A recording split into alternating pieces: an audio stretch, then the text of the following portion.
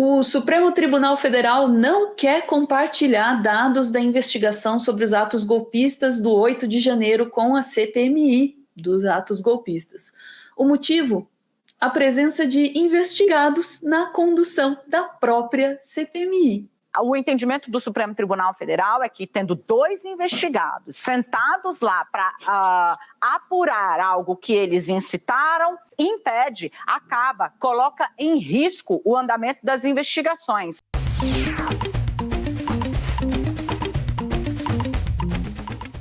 Isso é inacreditável, Natália. O que a gente tem ali? A gente tem o deputado André Fernandes, do PL, e o senador Marcos Duval, do Podemos, dentro da condução da CPMI e como investigados nos inquéritos, né, levados ali pelo STF a respeito dos atos golpistas. Vamos dar uma olhadinha nas informações que a Dani, da CNN, nos trouxe e aí a gente comenta. Eu vou aproveitar que a gente está falando de CPMI, dessa pressão sobre a saída do Marcos Duval, porque tem um efeito prático a presença dele e do André Fernandes, outro investigado. Esse primeiro posta dizendo que 8 do 1 ia para a rua e depois faz deboche do Supremo Tribunal Federal, já atacado e da seita, né, golpista, ter invadido e quebrado tudo lá dentro. O tribunal foi alvo de, inclusive, ataque com granadas, tá? E é dessa situação que ele faz uma piadinha. Quem ri vai preso.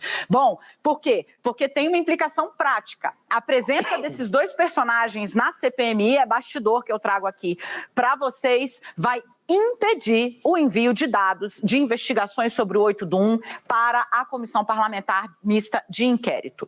O entendimento do Supremo Tribunal Federal é que, tendo 2 investigados sentados lá para apurar algo que eles incitaram, algo que eles convocaram e que, em última medida, é o caso do Marcos Duval, atuaram para embaraçar as investigações sobre o atentado do 8 de janeiro, impede, acaba, coloca em risco o andamento das investigações. Não se dá dado de investigação para o investigado. É disso que se trata. O Supremo decidiu, então, que enquanto os 2 permanecerem na CPMI, não haverá compartilhamento de dados pela simples presença desses 2 personagens que, de maneira incontroversa, ou agem para transformar em vítima quem é perpetrador de violência, é o caso dos golpistas, e Duval fez isso abertamente, ou incitou e debochou do maior ataque às instituições desde a redemocratização. A decisão do Supremo Tribunal Federal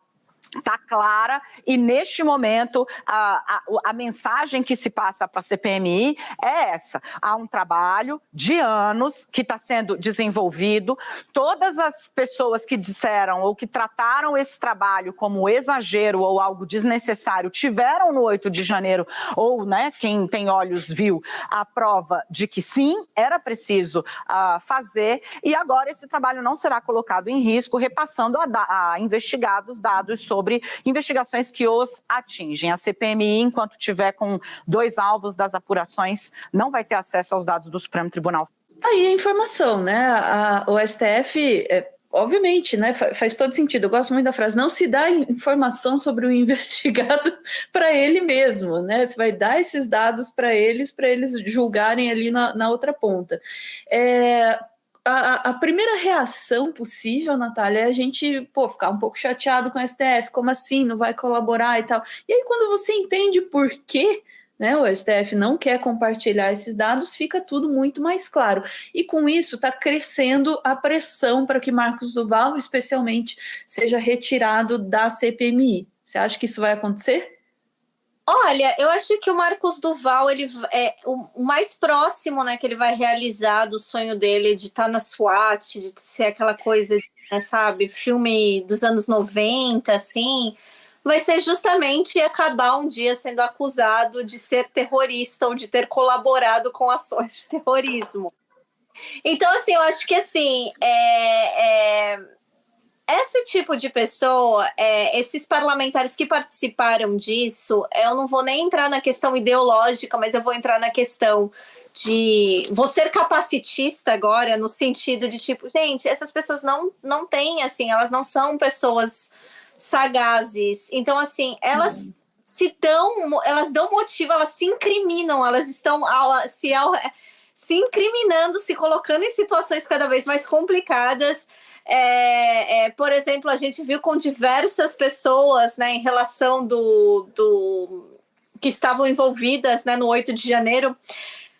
Não é que eles fizeram escondidos, não é que teve uma grande armação, não, o pessoal tava fazendo live, sabe? O pessoal tava tipo, tô aqui mesmo. E, gente, pelo amor de Deus, essas pessoas que são têm uma mentalidade extremamente colonizada, né? Tudo é os Estados Unidos melhor. Eles não aprenderam nada com o que aconteceu no 6 de janeiro dos Estados Unidos. Tipo, isso não vai acabar bem, vocês não vão ter chance de fazer nada. Então, assim, o grande ato, né?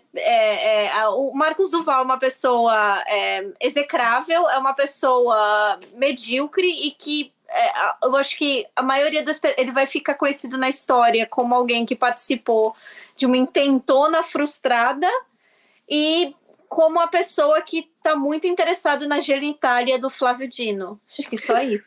Teve essa parte. Porque, assim, toda vez que ele tá nas notícias é por algo muito ridículo. E, novamente, ele se incriminando, ele dando motivo pra galera, né? Ou imputar crimes a ele, né? Porque isso aqui também tá fácil. Ou fazer piada dele. Eu acho que esse é o papel dele, né? É por isso que eu falo. É você capacitista no sentido de essas pessoas não são as mais espertas. Não são. Definitivamente não são aí o alicatinho mais afiado das ferramentas, não, viu? E a gente precisa também ser muito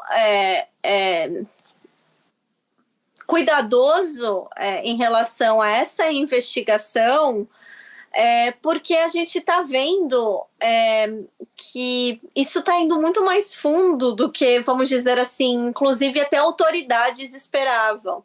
E a gente não está falando somente do povo, massa de manobra quebrando, né, fazendo cocô dentro de gabinete de deputados. A gente não está falando dessas pessoas. A gente está falando de um golpe que foi, né, que teve toda uma estrutura capenga, mas teve uma estrutura, né, ideológica, jurídica até por trás. Então, assim, a gente tem que ser muito cuidadoso, né, em relação a quem está. Eu espero que não é nem mais uma pressão, acho que haja uma ordem para que o Marcos Duval não esteja mais envolvido nisso, que nenhum tipo de pessoa que tem qualquer tipo de afiliação, seja no presente ou seja no passado, com as atrocidades que Bolsonaro cometeu e continuou defendendo ele durante todo o seu governo, deve estar envolvido nisso, porque são pessoas que obviamente não estarão isentas, né?